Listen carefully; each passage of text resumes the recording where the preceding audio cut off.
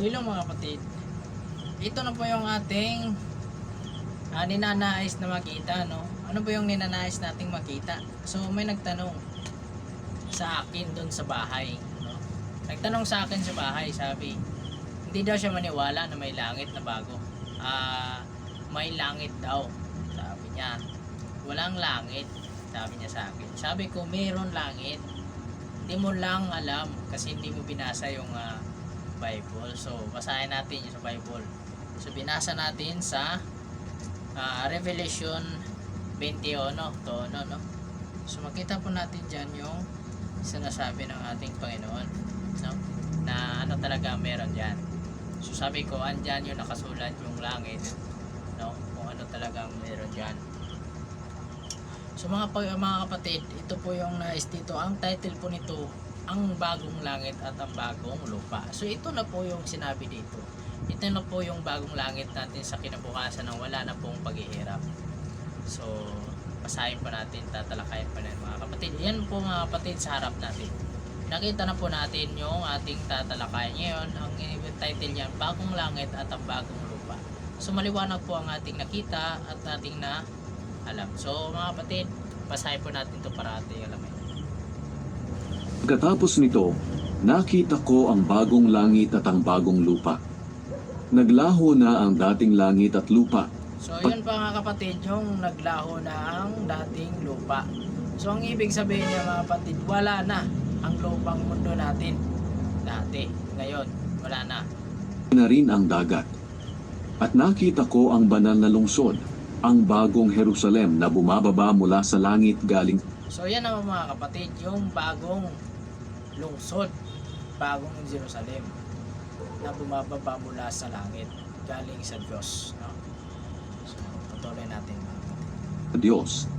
Ang lungsod na iyon ay tulad ng isang babaeng ikakasal, handang-handa na, at gayak na gayak sa pagsalubong sa lalaking mapapangasawa niya.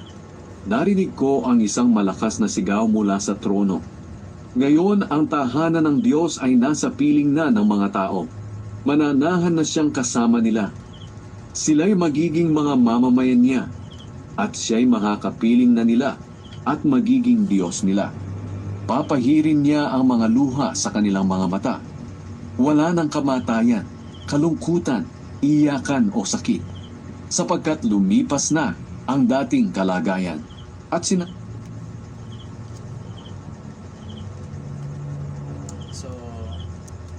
So mga kapatid, wala na. Wala nang pagtangis, pagluha at pagsinumpa ng Panginoon. So yan na po yung sinasabi ko sa inyo. Yan na po yung bagong langit at bagong lupa. So ang ibig sabihin po, wala na po tayo sa ating dating lupa. Wala na po tayo sa dating nating inaapakan nung nabubuhay pa tayo dito sa mundo. Yan na po yung bagong binigay ng Panginoon sa atin para po tayo mananahan dyan sa bagong langit at bagong lupa. So maliwanag po mga kapatid ng ating nabasa dito sa bagong langit at ang bagong lupa. So hindi na po natin siyang masabi kung ano talaga ang dapat na ginawa dito, no? So basahin po natin siya di sa Utso. Basahin natin mga kapatid sa Utso.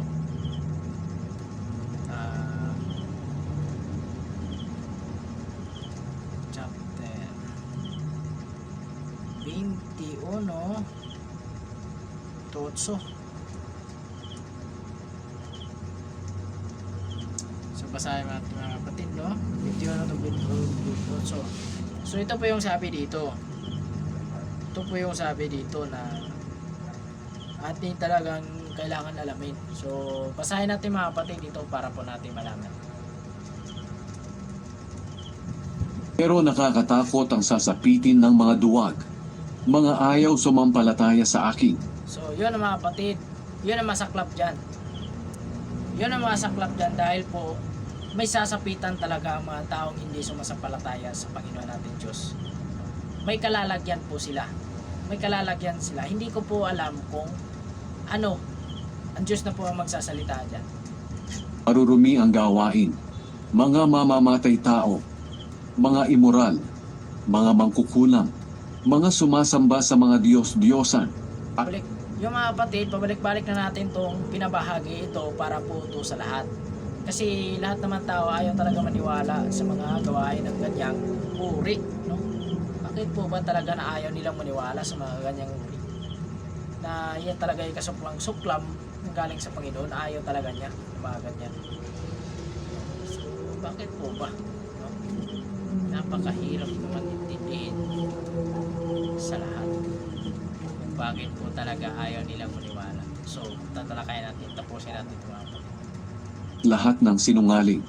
Itatapon sila sa nagliliyab na lawang apoy at asupre Yun, na siyang ikalawang kamatayan. ayun mga kapatid. Malinaw po talaga ang kalalagyan talaga nila. Hindi na po ako nagsabi noon ng ang kalalagyan nila kung saan sila ilaban. Dito po nanggaling sa ating binasa. Dito po sa pahayag. Dito po yung sa Revelation natin nakita. Nakita po natin sa Revelation na talagang mangyayari talaga ang mga taong hindi sumasampalataya sa Panginoon. Sapagkat may kakalalagyan sila. May kalagyan sila sa pagdarating ng panahon. No? So, hindi ko lang po masabi kung ano talaga ang dapat ipaliwanag. Kasi maliwanag na kasi dito eh. Ayaw pa rin nila maliwanag. So, bakit po ba ayaw maniwala ang tao na yan? Kasi ang gusto nila ay lagi lang po sila ang masunod. Ayaw po nilang maniwala sa katotohanan sapagkat hindi po nila alam ang kanilang ginagawa. So basahin po natin dito sa 3 sa 21-23. Sa mga kapatid, basahin po natin yan. Hindi na kailangan ng araw o ang buwan sa lungsod dahil ang kapangyarihan ng Diyos ang nagbibigay ng liwanag at ang tupa. So yun na mga kapatid, no?